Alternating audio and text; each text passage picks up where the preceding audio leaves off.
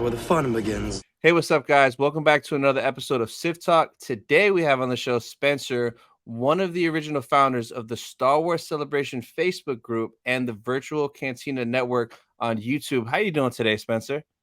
I'm doing great, brother. How are you today? Thank you so much for having me on the show tonight. I'm good. I'm glad that you can make it. So just tell us a little bit about the Facebook group, your channel, what it focuses on, and where we could find it at. Absolutely. So the group started, I would say, just before Celebration 2017, which was Orlando. Ooh, okay. Right after Europe. And at the time, they were a small fledgling Facebook group, hype news. They had a channel on YouTube called Star Wars 20, which was like a news station for like everything you can want in Star Wars in like 20 minutes or so. So yeah. I heard about Celebration because I was watching the YouTube videos of the live panels while I should have been working. I was watching my cubicle. And I was like, I'm going no matter what. I was always known as that Star Wars guy in my crew. I'm going to go because I want to go see this thing, this phenomenon, if you will. Anyway, I opted to do karaoke one night before Celebration, and I put a notice on the board saying, "Hey, I'm going over Universal to do karaoke. Does anybody want to come with me?" Turned into this whole big thing. Oh yeah, let's go do karaoke. This is great. We don't have the schedule yet. Blah blah blah blah. The admins reached out to me and said, "Hey, we're looking to do a meet and greet. This would be perfect for us. Could we latch on?" Nice. I said, "Well, I've done the work already. So make me an admin, and we'll go." Because, like I said, I already did the work, so I was not going to just hand it over from there. So we named the event at the time. It was called Force Cella, and had an event at Rising Star Karaoke, which is in Universal City Walk. It was live band karaoke, and it's just really, started rolling, and the group got bigger after Celebration 2017. I believe we had 5,000 members worldwide. Nice. And we've been rolling, and now we're about 60,000 members. About crazy 6 years later. We hit 50,000 members day one of London this past year, which is ridiculous. And so since then, we've got another 10,000 members, mostly in the month after Celebration, which has been crazy. And the Virtual Cantina came out of two different things that happened. First and foremost, we were prepping for Celebration Anaheim, where I received a cease and desist on the name Force Cella from Coachella. Ooh. They own the contraction Cella, which is like, I'm not putting up a Force Ghost Tupac on my stage. I'm event, but we didn't, we spoke to a lawyer. We didn't want to make waves or anything of that nature. So we did a vote within the group. And what we decided is that we were going to go and call our event's name Boonty Eve.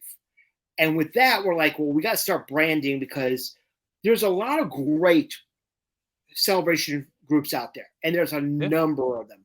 But we need an identity.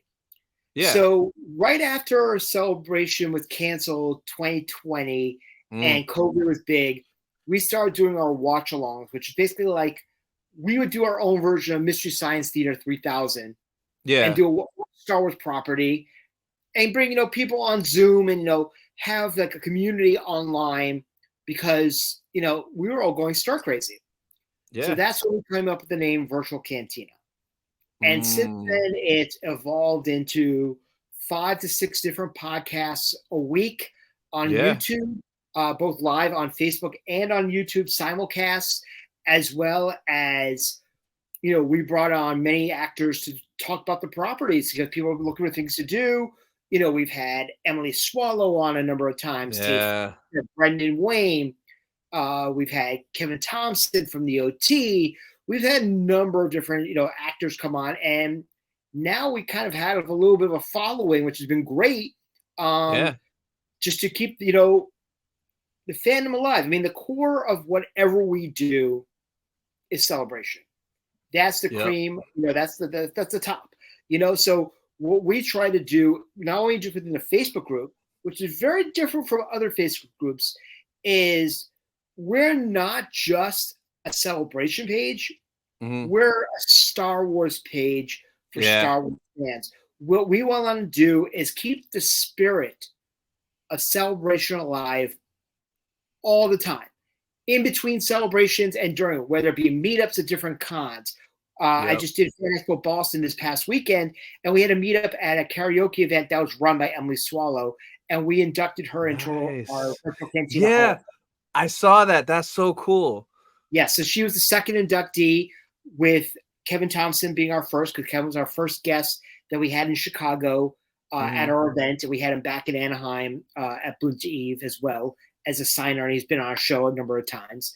And we're just trying to, promote positivity and inclusiveness within the fandom, which can be so diverse and cutthroat at times. Yep. But the fact of the matter is that we're trying to be a positive light, whereas you can go to any con within the country, not know anybody, but know that there's other members there, meet up with them, make friends, and then when you get together, it's like a reunion. You're with your family. Star Wars is such a family. It's crazy. We did a family vacation during COVID down to Florida. We're planning our second family vacation in California next year, which we're hoping to do trips every other year, in between celebrations. So it's really been a labor of love that we've all loved being part of. We're so happy that you've been a member of our group and you put out these great videos, and we've actually highlighted our videos several times on our channel as well, just because it's our love for Star Wars, but it's our love for the community of being who you are meant to be. This group has helped me as much as we've helped other people. And that's what we try to do. Yes, for sure. So for everyone watching, in the description, I'm going to put the link to the Virtual Cantina Network and the Facebook group. Add yourself to the group, subscribe. Great stuff for sure. So we're going to talk a lot of celebrations soon, but everyone that comes on the show, I ask them 3 questions. Are you ready? Let's rock. So the first one is, what is your favorite Star Wars movie? I'm OT. I'm going Empire. Right off the bat. That's my earliest memory as a child, as being in the theater. Actually, of my father dragging me out of the theater because I'm crying, because in the scene where Chewbacca is welding the Falcon on Hoth, I thought Chewie was going to burn himself or electrocute himself. I started crying that Chewie was going to hurt himself. I remember my father taking me out of the theater because he was embarrassed. So, but still to this moment, Empire Strikes Back, not just because of that memory, story-wise, there's not many, I would have to say, perfect movies. When you think they're going to go left, they go right. Where they have a swerve, and they have like the villains on top, and you have that, great shot at the end of hope for the future. It doesn't get much better than that. To me, Empire Strikes Back is the movie. And I have to say, with that in mind, I have an affinity for the second movie of every trilogy. Really? Including the sequel trilogy. Oh, so I'm controversial. The Last Jedi is your favorite movie out of the sequel trilogy? Oh my God, yes. And for really? Oh my God, yes. So the way I look at this, I know we're a little diverting, and I hope you can indulge me a little bit. No, of course, of course. Force Awakens came out in a time where people, unfortunately from my generation, were still prequel haters. Yep. And the fandom was very much split because of the prequels. So thinking psychology-wise, what do you do when you bring a fandom back in? You give them something that they can recognize and latch on. So you bring back familiar themes of what we call Star Wars, but it's A New Hope. Yeah. It's Force Awakens. So you basically have a diet Force Awakens, a diet New Hope Yeah. So you recognize that. The fandom's hyped again. They're excited. What's the logical conclusion? Second movie is going to be a diet empire. Yeah. If they announce who Rey's family and lineage was in the second movie, there you have it. You have Diet Empire Strikes Back. Yeah, yeah.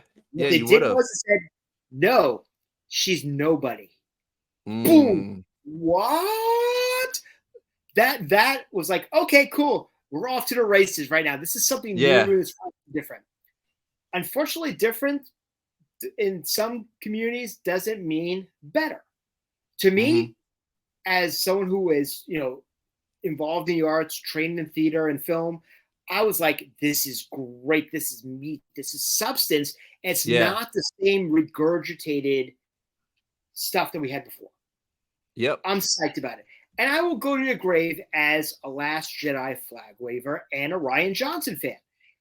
That's fine. You don't like it, you are entitled to your opinion. I'm not going to sit there and debate it and tell you you can't hate it with all you want. Go ahead. Exactly. But also understand something. George Lucas wrote these movies and the original stories for kids. Yep, he did. We are, adults talking about a kid's property right here. We can like and hate anything we want. Just talk about it like you're an adult. Yeah. I will have to say, out of all the movies, my least favorite is Rise of Skywalker. Oh, okay. So, for a multitude of reasons. But yes, I am a Last Jedi flag waver.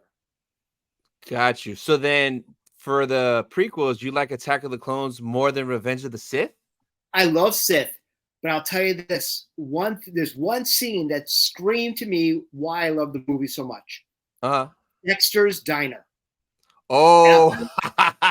Because you saw real life in the middle of the Star Wars universe. And I was like, okay, it's not just training. It's not just lightsaber battles. They're sitting there at a diner having some Jawa juice. Yeah. That's it. And I'm like, this is it. This is where I want to see life outside of the Skywalker saga, life outside of the temple, life outside of the Senate. You're having a drink in a diner. Yep. That was it. Yeah. That's, to me, everything there. So anything they've done in any kind of Star Wars capacity, in any of the movies outside of the norm of what you see in Star Wars, one of the reasons why I love Andor. And I love Andor for a number of reasons. But that diner scene told me everything I needed to know about the prequels. And I love Sith. I am not going to bash Sith at all. It's not being fantastic. Yeah. But clones to me, and honestly, back in the day, Empire was the movie that was kind of diverse. People were like, oh my God, the villains win. How can this be a good movie? That movie there, Last Jedi. So I'm the second movie lover. It basically, I just love that capacity. So that was a long-winded answer to my favorite movie of everything is Empire Strikes Back. Gotcha. All right. So the next one then, what's your favorite Star Wars show? You could only pick one, either live action or animated, but what's your number one Star Wars show? Can it be segmented? What do you mean by segmented? So I think the best pure Star Wars show is Rebels. Hands down. But there's an argument to say that the last 4 episodes of Season 7 Clone Wars is the best Star Wars, period. Yeah, I'm 100% right there with you. Right there. Yeah. Yep. That was insane. Those last 4 episodes could have been a movie in itself, and I would have been like, this is what Star Wars is about. But if I was going to say a full series, Rebels, hands down. But Clone Wars, you take Clone Wars by itself against Rebels, Rebels wins. If you take the last 4 episodes of Clone Wars, Season 7, it matches up against anything ever done by Star Wars, hands down.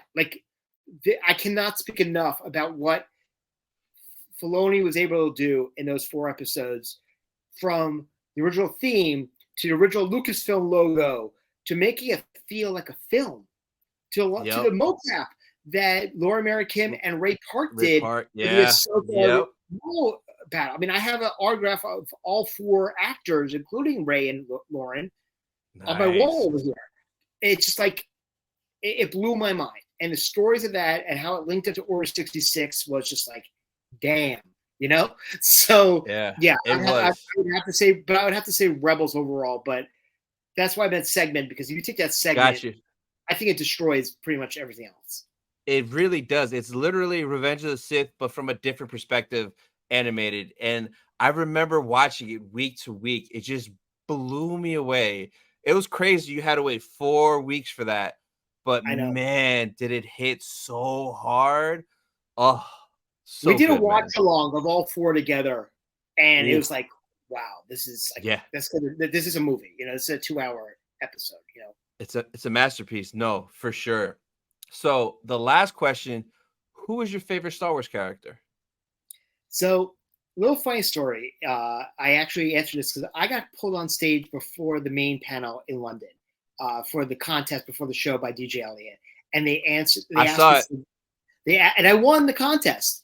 Yeah, you got that shirt, that dope shirt with all the logos. Yeah, it's fantastic. It's a Roosevelt shirt, but it has a DJ Elliott label on the back. Kylo Ren. Kylo Ren is my all-time favorite, and I'll tell you this one. It took 6 episodes for you to get a full arc of the character of Anakin.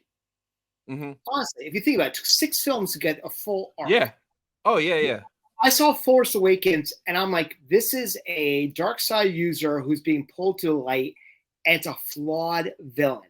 I'm like, this is an intriguing character right off the bat. I'm like, wow, he's got some deep stuff he's working on, psychology-wise, philosophically. This is like insane. And I have to say, the best arc, the arc that was more fleshed out than any other character, and his best work in the entire series was done in The Last Jedi. So, and there's an argument for that. I would have to say that the arc of the redemption of Ben Solo, Kylo Ren, best character in Star Wars. Now, my all-time childhood favorite, Han Solo, off the bat. No questions asked. But Kylo Ren is my favorite Star Wars character. Nice. I like Kylo. I think Kylo probably, for me, was my favorite part of the sequels. And like, I just wish he didn't die, man, because I would like to see more of him, or I would like to see Kylo before The Force Awakens, seeing him training, seeing him turn, getting the mask. Like, that would be sick. If we got that in live action or animated, I would take it. So there's a great comic book called The Rise of Kylo Ren, which talks about actually that and how he was seduced by Snoke, and actually how he turned is Snoke actually took him to Dagobah and brought him into the cave. And you know how Luke saw himself in Vader in the cave? Yeah. Ben saw his parents. Oh, and destroyed the cave. And that's how Snoke was able to get him to turn. See, I would love to see that in animation or live action. That would be so dope. Book. Pick it up. It's an incredible. They have an anthology of all the comics of that. I am like I said, a huge Kylo fan. You know, I have a number of items that, you know, signed by Adam, and, you know, helmets or whatever, sword. You can see my saber behind me. Kylo Ren's character arc, and even more so with the comic book, was absolutely insane. Nice. All right, so I got a couple articles we'll take a look at later, but I want to just talk probably for most of this, just Celebration, man. Star Wars Celebration. So how many celebrations have you been to? Technically, this was my third going to. However, I was in Anaheim to run Boonta Eve. I actually had to fly out after Boonta Eve from Anaheim back to Boston, grab my wife, and fly to Italy because my brother got married in Lake Como, where Anakin and Padme got married. Wow. So you missed... I missed Celebration to go to Naboo. That's a very valid reason. Holy, that's crazy. I brought my Jedi robe with me. Oh. I couldn't wear it during the ceremony, but afterwards I took pictures with my wife and in the courtyard wearing my Jedi robe. That is so cool. So I had Wow. a valid excuse, but to me, the biggest thing that I can get out of Celebration is meeting members and being with my friends. And I Yeah, was able to pull 100%. that off at Boonta Eve and also traveling to Disney, a couple of days before. Yeah. I never felt like I really missed Celebration. Mm-hmm. But technically, I've only been to 3. I went to Orlando 2017, Chicago 2019, and obviously London, and preparations for Tokyo. Nice. So basically, same thing as me. My first celebration was Orlando, and it's so funny how I found out about it because I was living in Orlando. I was driving on iDrive and I saw banners for it, and I was like, "What the hell is celebration?" So I looked it up, and then I went for the Thursday, Friday only, and I had the time of my life. And I'm like, I need to do this again. I need more. So You got then the when bug. You got the yeah. bug. Oh, real quick. And it took the 2 days because at first I was like, "Oh, I don't need to go all 4 days. 2 days is enough." Man, that Saturday and Sunday at home, I was like, "I wish I was back there. Why didn't I go?" Right. So since then, have not missed. Chicago all 5 days, Anaheim all 4 days, London the 4 days, and then I'm planning for Japan like crazy to be out there for the whole time too. So yeah, it's just like you said, it's just my favorite part of celebration is the people, meeting new people, hanging out. Like that's where all the fun's at. It's not in the panels, it's not here, it's not there. It's just with the people and making those memories and experiences every time, man. It's just so much fun. The best people I've ever met in my life have been in the fandom, quite honestly. Yeah. I'm somebody who has floundered and tried to figure out where his place was in friendships and life Hmm. in general. And I honestly found myself personally within Star Wars. I Yeah. feel the best person I can be when I'm with or I'm talking with Star Wars fans. Yeah. And it drives me to make the group that much better because I Yeah. want the group to be better for them. In Flux, it helps me become a better person, in my opinion. No, for sure. Yeah. And the group is great. I think I found the group before Anaheim. So I joined before Anaheim, and I literally started my channel because of Celebration to cover Anaheim. And I also wanted to make content explaining to people what Celebration is because there's so many people that have no idea what Celebration is to this day and still haven't been. So I love being able to show them what it is and then help them with their first celebration. You know something? It's the help becoming the helper. Really, I love when I see members taking initiative and giving tricks of the trade per se Yep. to help people. And it's not just me and my crew because it really shows that the community is growing, but also it's the fact that we are inclusive. Like what you like, love what you Yeah. like. I mean, I as somebody who was not a fan of the prequels and Hmm. seeing the love that Ahmed got in Chicago, Ooh. I was like, okay, I need to check myself first and foremost, and then go back and rewatch the prequels in new eyes, and I have a greater appreciation for what happened now than Yeah. I did. So it's 20 years, but I got there, and it was the Star Wars community that helped me there. Yeah. No, for sure. So out of the 3 that you fully went to between Orlando, Chicago, and London, which was your favorite? So unfortunately, I am ruined by Orlando because that 40th anniversary panel was the greatest panel known to date, and nothing will ever top that. That Yeah, with panel George. with Yeah. George, with Harrison, I cried. I was in a satellite room and I Mhm. cried when Harrison came out. Han Solo, like I Yeah. said before, Kylo Ren was my hero. So I was like, oh my God, I know it's a satellite room, but I'm crying because I'm in the same vicinity as Yeah. Harrison Ford. Yeah. So that whole emotional toll was absolutely fantastic. Um, after that year, I became a huge autograph fan. I got more involved in the fandom as far as getting things signed and photo ops. I spent pretty much 85% of Chicago in the autograph hall. I went to one panel. I went to Fan Menace, and halfway through the Fan Menace panel, I was like, I probably could have gotten 3 more autographs. This is really not what I was expecting. I was expecting. Oh man, I was disappointed. Yeah. So, but I had an incredible autograph experience in Chicago. London, I went in with a plan because a lot of these actors are on the U.S. circuit. So I only went for people who are not on the U.S. circuit. Oh, smart. In London, because I knew that I could not only get them in the States, but also cheap. Yeah. You know, Hayden was just in Boston this past weekend. So I was not going to pay London prices or the celebration prices to get Hayden, knowing that I can get him in the States cheaper, like 10 to 15% cheaper.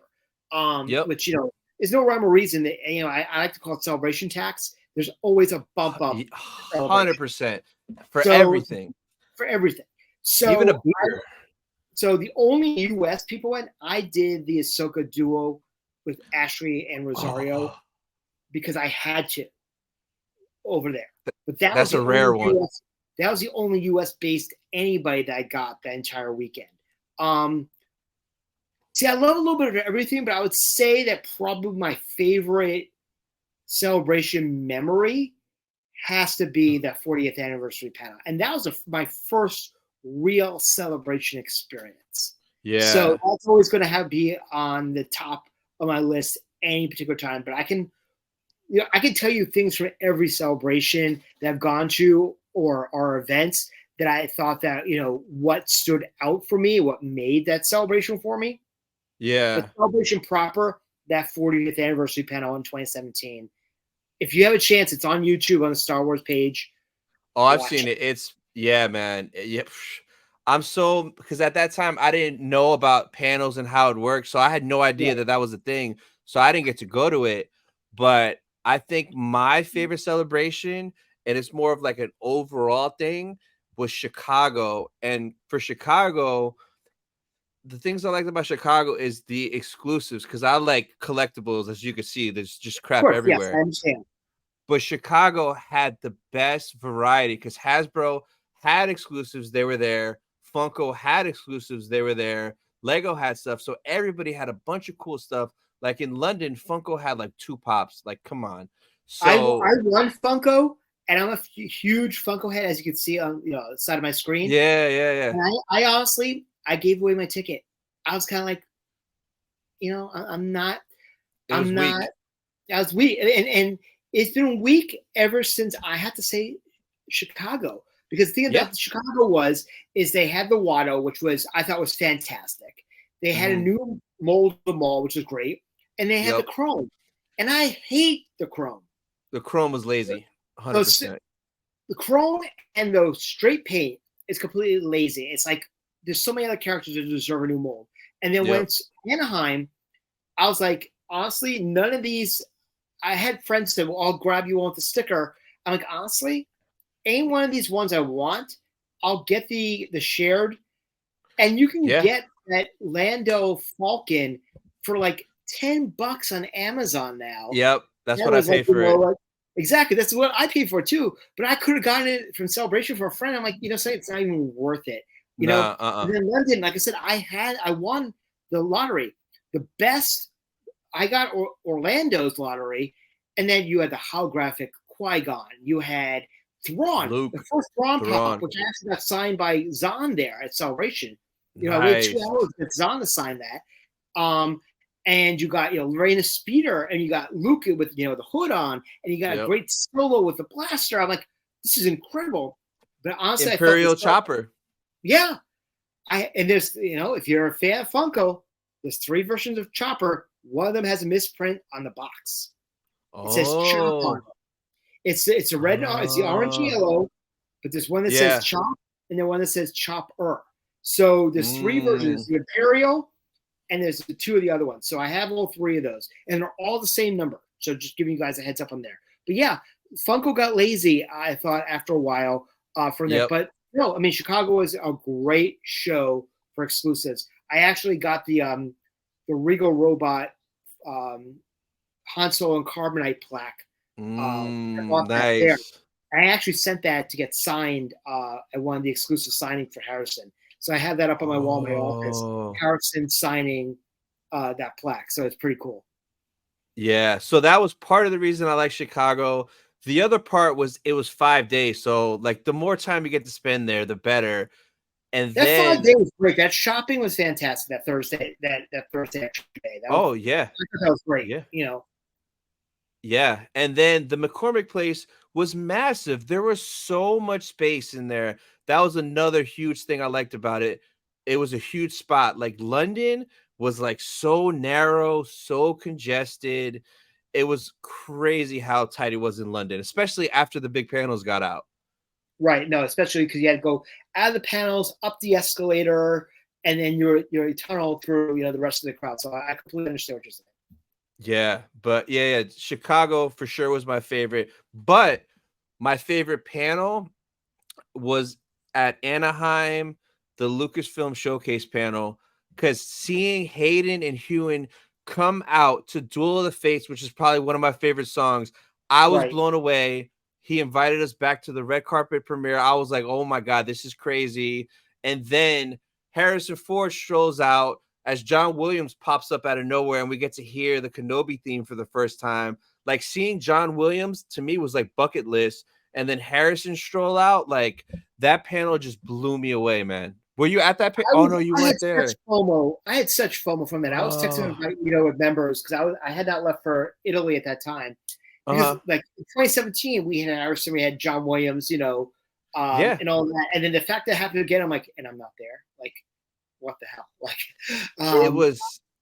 it was unreal. So great for you guys that you had that opportunity. That was awesome for you. And it was such a shock because literally, like, the stage lifted up and then turned around, and all of a sudden he's there and he's with the whole orchestra. Like, I'll never forget that moment. And then coming back that night for the Kenobi red carpet, like, we got there early. We were sitting in front row. So we were in front row the whole time when Deborah Chow and Ewan came out. And then we watched the 2 episodes, and then the entire cast came out right there.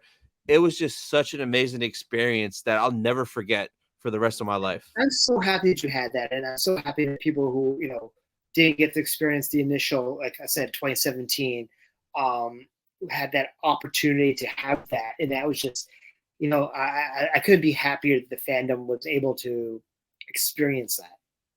Yeah, no, for sure. So for this past one, London, what was your favorite thing at London Celebration? I love the Lucasfilm Showcase. The Ahsoka panel was absolutely fantastic. Those are 2 great things that stand out to me. I mean, I'm a little bit biased, I would have to say, but I would have to say that our event, Bunta Eve, was a major highlight for me for selfish reasons. But Celebration proper, I would probably have to say, those 2 panels. Lucasfilm was great, and the Ahsoka panel was absolutely fantastic. And seeing Thrawn's face for the first time in the director's cut trailer, like I was like, damn, like I'm like, okay, it's Lars, and I was literally 3 rows to the right behind a kid who bum rushed the stage and got his figure signed by Lars as Lars is leaving the stage. And I'm like, wow. I'm going through a cast piece because I have an Ahsoka cast piece that got started with Rosario. And I'm for it. And like, that kid stole my idea.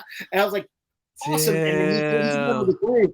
So as soon as he posted that, I made sure, it was highlighted, pinpointed, and me and my crew were like, oh my God, that guy got the first Thrawn. That's awesome, But yeah, so those 2 panels were incredible that we got the, see Skeleton Crew panel, trailer, which was great. Yep.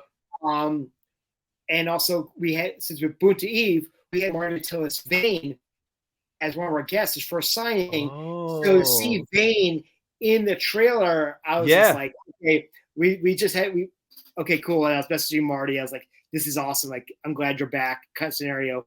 And then seeing Acolyte trailer and seeing basically it looks so good.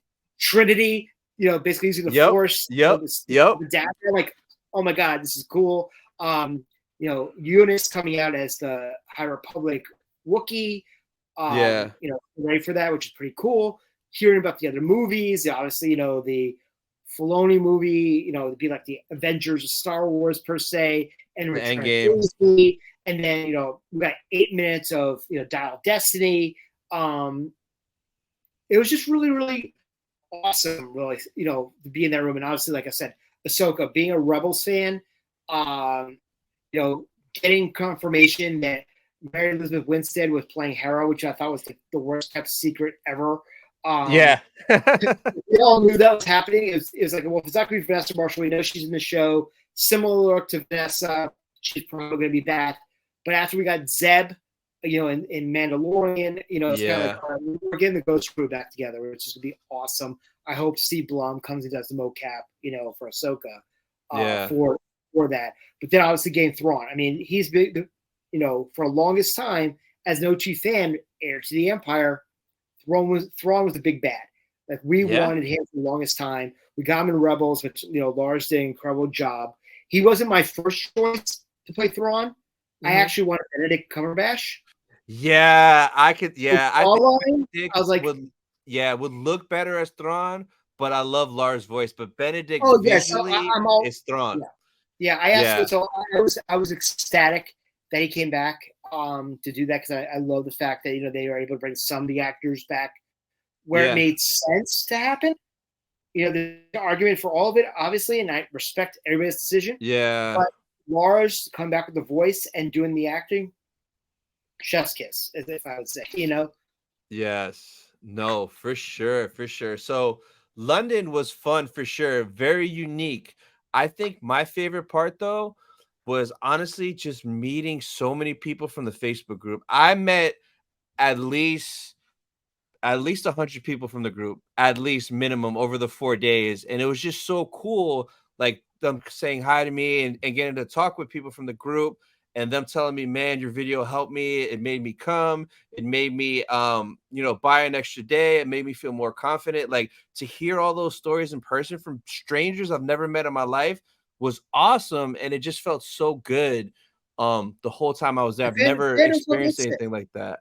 Yeah, absolutely. The fandom is what makes, celebrations. And when you can provide something like your show or what we do on the VCN, it helps enhance people's experience. Then there's no bigger reward to what you do when you're helping people become better at what they're doing. And we're still learning ourselves. We're learning for sure. But we're applying what we know with the new information, and then making it so much better for somebody else to figure out and be like, okay, how do you make a stressless experience? Because celebration itself can be very stressful. But yes. With knowledge, you can be that much more prepared for it. Yeah, exactly. So on that last day at the closing ceremonies panel, what was your reaction to it being Japan? And did you kind of expect it? Because I know I thought it was going to be Orlando. I was like, it's going to come back to Orlando. It's time. It's the rotation period. What did you think when you heard and saw Japan logo, Tokyo? So smart money was Orlando, as you said. Hearing rumblings for a long time, obviously within the fandom, people were involved. And it's going to be Orlando. It's going to be Orlando. It's going to be Orlando. Yeah. And I even walked into London saying, okay, it's going to be Orlando. We have ideas already how we're going to plan Bunta Eve, Orlando. Yeah. I walked onto the floor on Sunday, and my phone started blowing up before the panel and saying about the rumblings about the pivot. Because I heard rumors of a pivot because of political things going on in Florida. Yeah. They might make the move based upon that. If there was going to be a move. And I was like, okay, that makes sense. I understand that. And, to each your own, we're not here to talk about politics, and there's no politics in Star Wars. when I heard Japan, I was kind of like, okay. And then Elliot was cracking jokes throughout the entire celebration, saying, "Yeah, we'll have a big party in my backyard." Now, DJ Elliot, he lives in Orlando. If you go to Disney Springs, he's always him and Atomic Blonde. They're always spinning at the Springs, they're staples in the area. So him saying, "Yeah, we'll have a party in my backyard." I'm like, all right, he's throwing Easter eggs at it, going from there.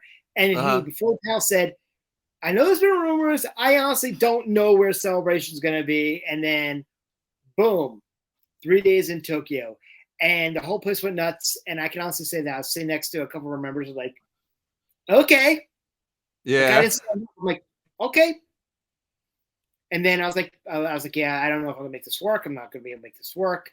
Yeah. And then a few weeks later, I'm like, yeah, I'm going. Like, I can't say no. I've never been to Tokyo. I get to go to Tokyo Disney, the seas, and being a wrestling fan, do some, see some New Japan Pro Wrestling, go to Ribera, I'm like, this, I'll make a week out of it, kind of scenario. And I'm like, okay, 3 days, Japan, okay, let's go. Like, it caught me off guard. Like, I was like genuinely shocked because I didn't hear any rumors or any rumblings. I was figuring it has to be back in the States if it went international, because a lot of people were upset it went to London because they couldn't go because it's kind of expensive for flights over there, especially if you have a family. But when I saw Japan, I was like, what? I was shocked. And I was like, I guess I have to go to Japan now because, like, I can't miss. I was amazed how many Americans were in London. Like, I really was. A lot. There was a lot. I met a lot of people from all over, from Connecticut, from Portland, from Florida, like everywhere. Yeah, from Vegas. A lot of people went out there. A lot. So I see nothing. But here's the thing: is something weird is that. So I started obviously doing my research, and I'm starting to put things together for the group. For Forward Progressive and everything of that nature. Mm-hmm. And I started watching YouTube videos now, just about food and Disney, and watching different podcasts and whatnot. But the only footage out from Japan Celebration from 2008 is grainy at best. Yeah, I saw that footage. Yeah, it did. Like you see Daniel Logan, and you see the 8x10 piece of paper with a Sharpie written his prices. So I was like, okay, this is like old school convention mentality here. London from 2023 versus 2015, which is the last time they were in London. Mm-hmm. They had 25 actors in 2015. They had close to 40 in this past year. It was like, so I'm not looking at what they did in Tokyo in 2018 as any kind of indication, because times are different and they can get way different more now. But it's exciting. It's still very exciting. I'm excited for the amount of people who said that they're planning to go. Hyped for the information. No rhyme or reason, but I do want to point this out: is if I was a betting man, I would say June 24 is when tickets are going to go on sale. Bro, I've been saying that in every Japan-ish video, and your reason for this is probably mine, because Orlando was 2017, Chicago was 2019, but June 2018 is when Chicago tickets went on sale, because I remember it was 3 days before my birthday, and I had to rush to be able to get it. So this is falling kind of on the same timeline. I'm calling June next year, before our family vacation, is when tickets are going to go on sale for Japan. And that's just our prediction. It's not necessarily going there, but the best thing about what we do, being your channel and what we do as well, is Celebration itself is kind of cookie cutter. They just change the nuances. So you can plan for one and be okay for the next. So if you think that this is probably going to go this way, you're probably right. They like, if it works, they're not going to break it. And that's what I've noticed about how they do their celebrations, is you'll probably see some element of this. You'll have stage, interviews over at the Star Wars stage. You had certain staples that are going to happen that you can almost count on that's going to happen at the next one. So, like I said, if we're predicting, we're betting, Smart Money is going to be on June 24 is where the tickets can go on sale for Japan. 100%. Yep. So another reason why I was like, man, I'm gonna go to Japan. Like I've always wanted to go to Japan. It's just that 18-hour flight from Florida is just ridiculous. But I'm gonna have to make it work because I am not gonna miss the Revenge of the Sith 20-year anniversary panel because that's my favorite movie. So like to see that, and hopefully Hewan and Hayden are there, and just to see them reminisce about that would just be so meaningful to me. I can't miss that. I hope so. I mean, I don't want to yuck your yum. I'm hoping for you. I don't personally have a lot of hope for that because I've seen what they did with Clones and the Phantom Menace panel. I know it wasn't like the OT. Yeah. To me, I mean, I would hope to, and I would hope to want to be able to get into that panel if that panel becomes available, kind of scenario. Which I'm sure that something of that nature could. But I don't want to say jaded per se, but the fact of the matter is that to me, if you are going to do that panel, do whatever you have to do to bring in Natalie. Oh, yes, please. Oh, my God. How beautiful would that be? That would be the way to do that because the thing is, when we watched Phantom Menace, we were hoping for Liam. We were hoping that Jake Lloyd was feeling well enough that he would be able to make it to that panel. And there was not one person in that panel that was not a guest at Celebration. Yeah. Clones, not one person in the Clones panel was not a member of the Autograph Hall that year, except Hayden. But Hayden was already a guest in Orlando, in Chicago. Yeah. I mean, Chicago. Orlando. So, really, other than Hayden, who was there for a couple of panels, he was seen in Anaheim. You know, when we were getting ready for our event at Bunta, there was pictures of him riding the Incredicoaster, Yeah, people were running into him, man. I saw that. We were in town. He was in town. So there was no major surprise for that panel. Yeah. There was no major surprise except for George dialing in. It felt like he was at a restaurant on Snapchat. That's how it felt like to me. So, Natalie coming in to do Sith, to me, that would make that panel. Because we could sit and wax poetic about Ewan and Hayden to the cows come home. That'll be a fantastic panel no matter what. Yeah. It's going to be lovely. We need Natalie to wrap things up. Bro, and if she were to do photo ops and autographs, I would have her sign Padme Pop. I would get that photo so quick. Easily. And we have a member, Dave Wheeler, in our group. We call him Swanee because he loves Natalie. So we always call him Swanee because of Black Swan, obviously. He would buy like he was ready to go to London. Like he had tickets for Bunta. He had a line on tickets to go to London from Canada, and like within 2 weeks before Celebration, like she's not going to be announced now. He canceled all his plans. Man, anybody that would be there, our boy Swanee would be there in a second for Natalie, and I would be there too. I mean, that would be one of those actors. Now, if you look at other Comic-Cons that have happened in Tokyo, they've had like Orlando Bloom, who has not done a U.S. con at all, period. They've had actors in Japan for Tokyo Comic-Con who are American or British who have never done a U.S. show before. So to have that sort of availability for a Celebration, to potentially have like a Natalie or even a Liam.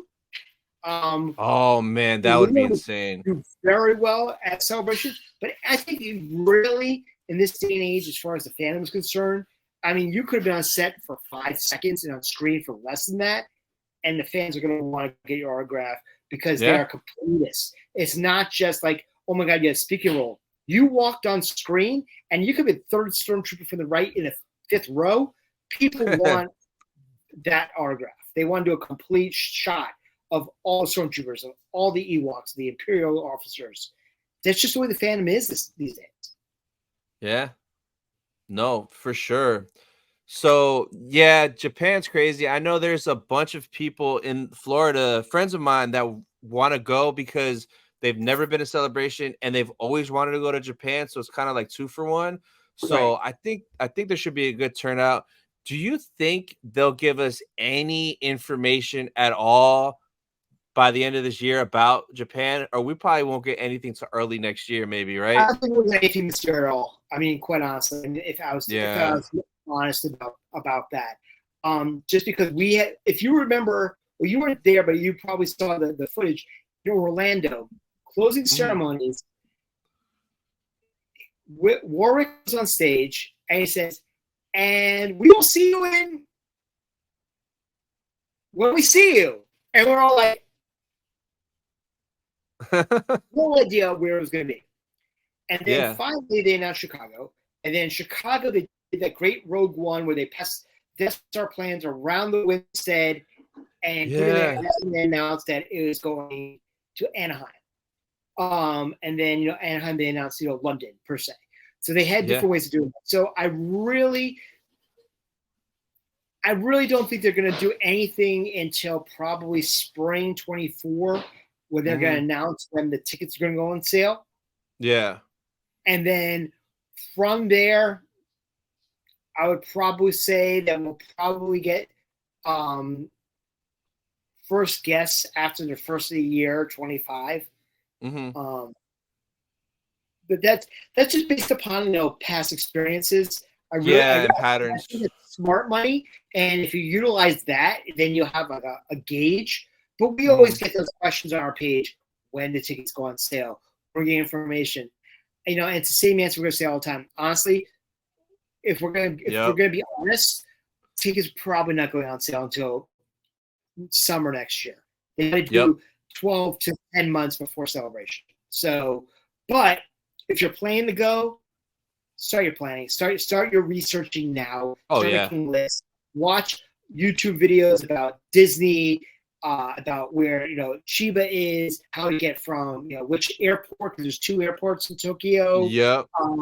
Which trains are you going to go try to do the Blossom Festival? Are you going to try to go? What are you going to try to do downtown? Like I said, I'm a wrestling fan, so are you going to go to try to get a New Japan show? There's so many different things to think about. Like my plan right now is I will probably fly in like the Sunday before. Uh-huh. I've already started looking at flights. I got from Boston. There's a layover in Toronto, for like an hour or something like that, and then the flight over the pole, kind of scenario. Just start to research and start to get an idea of pricing. Yep. How much tickets are going to be. I put a tracker up on my Expedia. Just try to figure out gauge where there. I mean, like from what I saw, it was roughly around $1,200 round trip with the layovers, etc. To go. Just start, things you might want to do, places you might want to eat if you're a sushi fan. Looking out there. There's a great podcast called Strictly Dumpling that's available that does like a lot of the restaurants and places to go and like arcades to go look at and things to go over in Japan. And I'm so excited. I've been to the Orient before, but Tokyo has always been a bucket list for me. Nice. Like London for me, I grew up in London and I had not Oh, been okay. back in 40 years. Uh-huh. So literally I went early to relive my childhood and go back out of Nice. school and go to my, like my apartment or flat and go see these sites as an adult. So I Yeah, had a reason to go earlier, but this time it's that's like cool. I've never been. So I'm like, all right, I can go and do this. I can experience this, do Celebration, and then head out, the day after Celebration, which is what I did in London as well. Just make a trip out of it, because if you're going over there to spend that money, Oh you yeah. might, you know. Yep.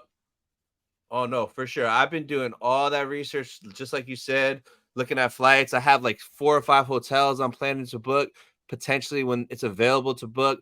And like, I've been looking at Disney, Universal, Disney Sea, going to like the Pokemon centers, going to the Nintendo store. There's just so much out there, man. I cannot wait. It's going to be exciting for sure. It's exciting. It's exciting no matter what. And the thing that I love most about it is that I at least know about 20 of us from the page planning to go. So we're all like, when we were in London, all of us stayed, like I would say 95% of us stayed at the same hotel in Canary Wharf. That's awesome.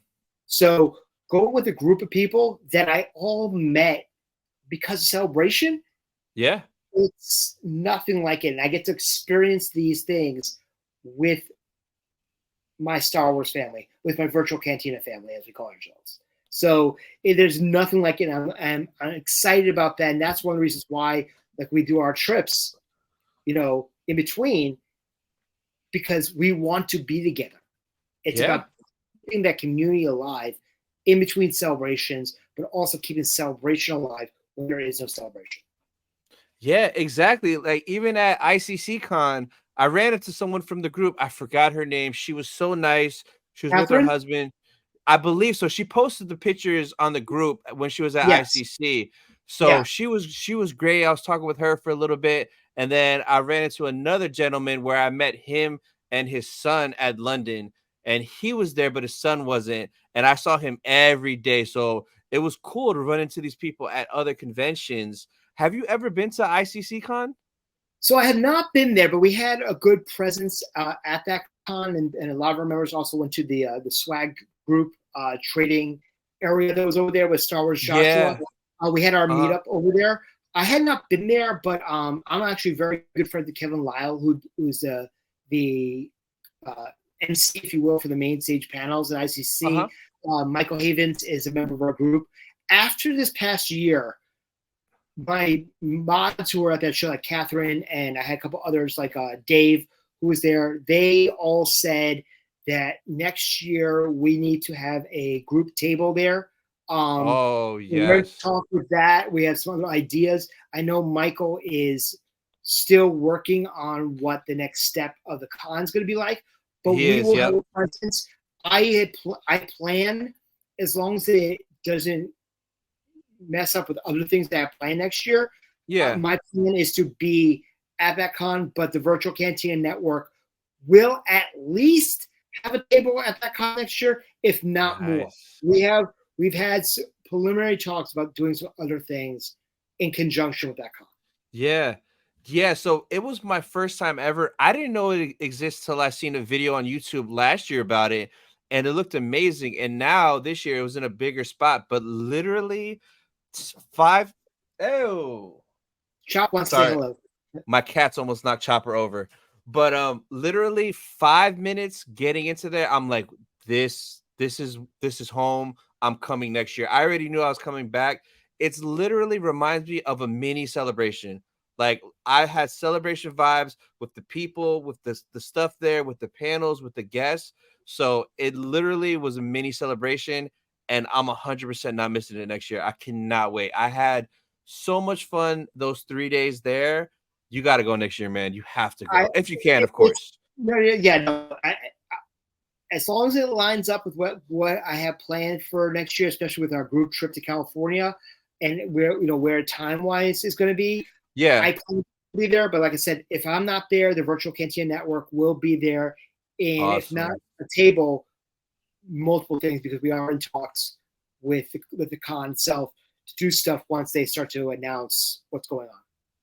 Awesome. All right, so the last thing we're going to talk about is a little bit of theories or what we think might happen. So after Tokyo 2025, when do you think the next celebration is going to be, and maybe where? I'm calling 27 Orlando for the 50th anniversary of A New Hope. Same page. Yes. So I think it's safe to say 2027, 100%. They have to. They're not going to miss the 50th. That's such a big milestone. And you would think it would be Orlando because of the theme park right there. Yeah. But my money's on Orlando. Yeah. But it could be California. It's going to be United States. But you think it would go back to Cali? It was just there. It doesn't matter if the political climate does not change in the next 3 years. You're right. You're right. Okay, I forgot about. I'm just living in Star Wars world in my head. I forgot about the real world. So yeah, that's true. The Now, real world, unfortunately, you can't discount that there is a battle between the state of Florida and Disney currently, which I think yeah, I had a lot know. to. I honestly, I believe, and this is not confirmed, but I believe that played into why they jumped to Tokyo. It makes sense. So I think for sure 2027, right? But I have like an itch that they might do one stateside in 2026. And the reason I have a feeling it could happen is because supposedly they might drop those two movies in 2026 that are rumored to drop if they don't get delayed, more because of what's going on with the strikes. But if they were to drop that Ray movie and the Filoni movie in 2026 with no celebration, isn't that kind of weird? No, because they've done that. I mean, they dropped. They can. So after Chicago, their initial Mhm. plan was they were going to alternate between D23 and Yeah, Celebration. and Celebration. Yep. Because there's always a rumor that Repop is on the outs and that Disney was going to take over full fledged, run Celebration without Repop. Yeah. That's a rumor. I mean, I'm not throwing that out there as fact or anything, but there's always like the buzz that's going to happen. My honest opinion is that they are going to try to push towards that sort of element because that's Mhm. where they want to go. It makes sense considering they own the properties, so they don't have to do their big showcase. I mean, initially when they said that Disney and Marvel and Star Wars were going to sit out Hall H before the strike, Yeah, my that was thought, crazy. my thought process is they're saving it for D23 in September. All their Mhm. major Hall H announcements are going to be at D23, which makes Yeah, sense. It's it within their does. prerogative to go do that.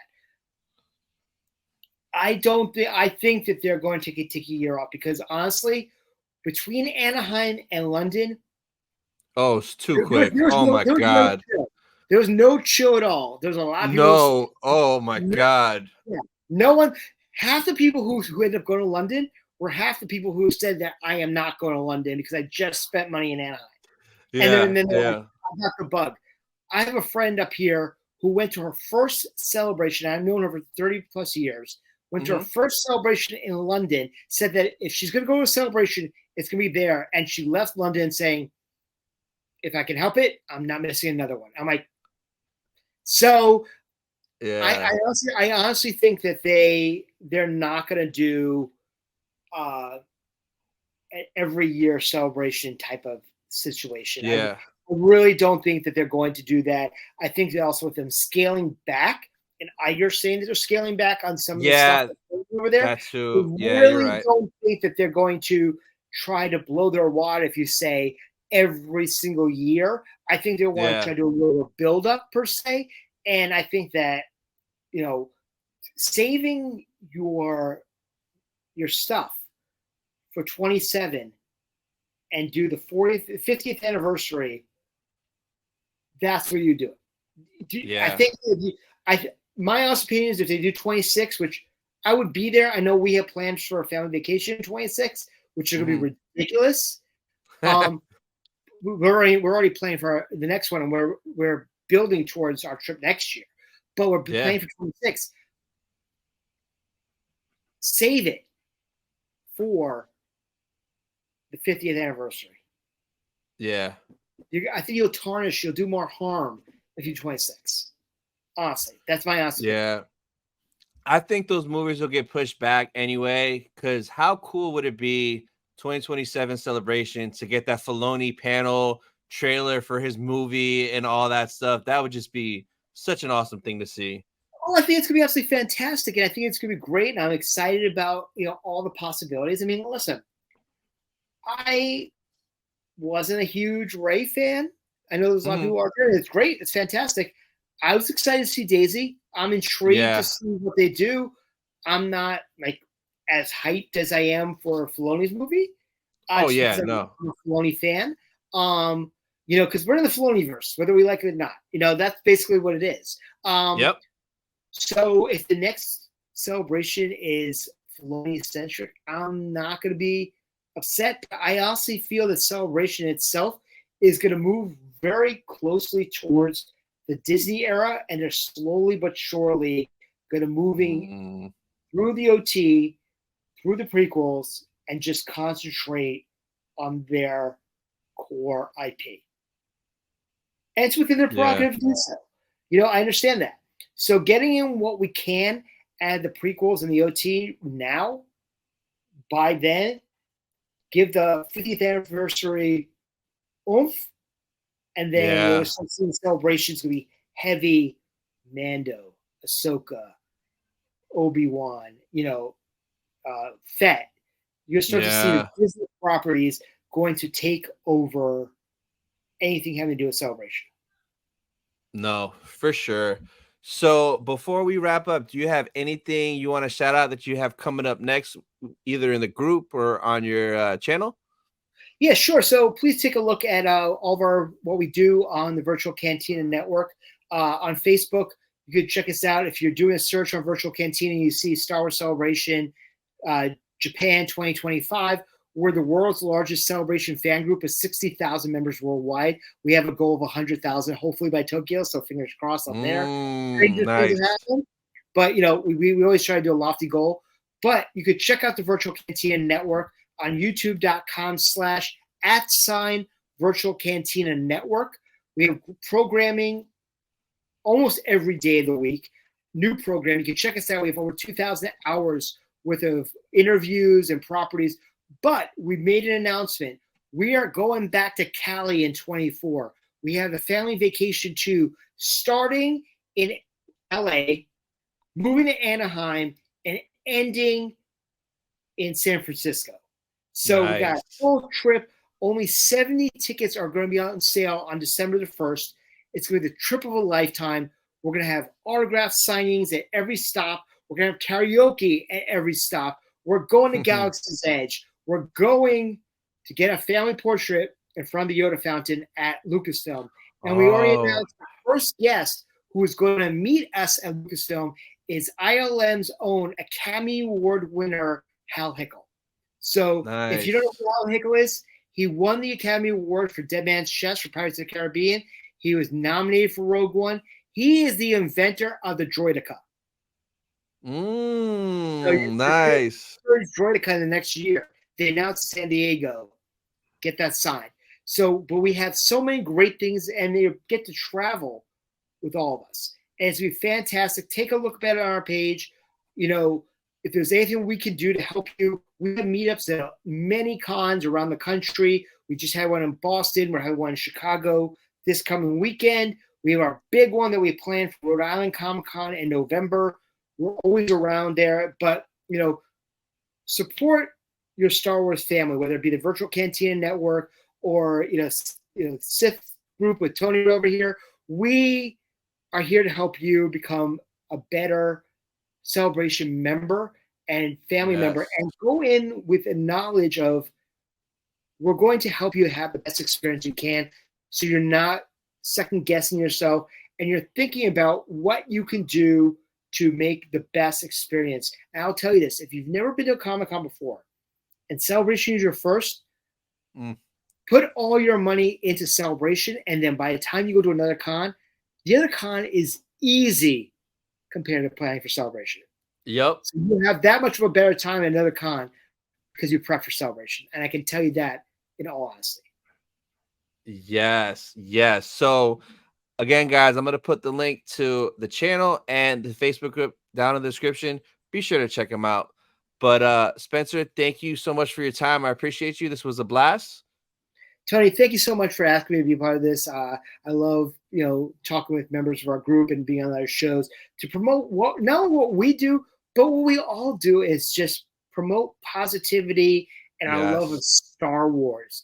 It's not about one group versus another. We're all in it together because we're all about the community, which is huge, and it's bigger than all of us. And all we can do is just bring the positivity.